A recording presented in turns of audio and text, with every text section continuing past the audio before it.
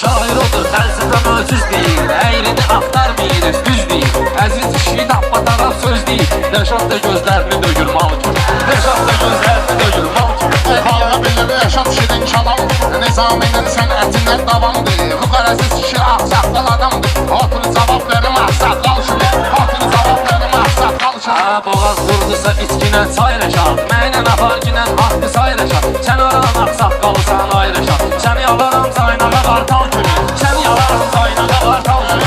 Mən yerəyimi cavab verim ortala, gəlmiş mızıdı gözəl yığıncağa. Müqar qolunda qartalat saynağa, sağın boğaz var ula saqqal kimi, sağın boğaz var ula saqqal kimi. Məndədir söz, mənbəyi söz mərdəmi, Vüqar elə şairdir ki, yoxdur təmi.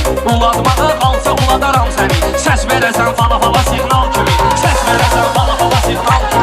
Rəşad vardı burada izin salınca, mən söz idiyərəm sözüm qalınca, siqnalı verirəm bu qarın dalınca. Papaq başında görsənər şal kimi, papaq başında görsənər şal kimi, dəllal kimi. Meydanda vurursan sənə, gəmdin ehtiyacı vardı yelkənə. Şala qalanda söz deyərəm mən sənə, illərlə qəlbündə qalar xalq, illərlə qəlbündə qalar xalq.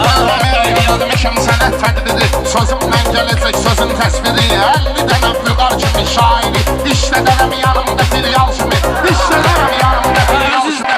Əziz dayı, söz deyir canavarlar, söz deməyimi bilirlər xiridarlar, söz deməyimi bilirlər xiridarlar. Oğlanlığın da var kristal kimi, oğlanlığın da var kristal. Yaxşı söz deyənə halal, Vüqar bəyim toyu cahı calal.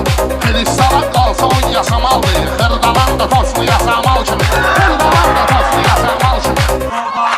Kanada yaxşı tutmuşam tonu, bu axtarım çatışmayır fayton. Rəşad bir dənə zapı kimidir mən onu, xurt xəşil eləyərəm zamatval kimi, xurt xəşil eləyərəm zamatval. Salma məni bağlamaq vaz qal, aşıq daşıb çağlamaq vaz qal. Söz tutarır ağlamaq vaz qal, görüm nə verirəm sənə dəsmal kimi, görüm nə verirəm sənə dəsmal kimi. Çırıldayan fətləni yağladı ziyan, mən Rəşadın ürəyini ağladı ziyan. Ağlamağa qalanda ağladı ziyan, zırıldasın Mustafa Sandal kimi, zırıldasın Mustafa Sandal kimi.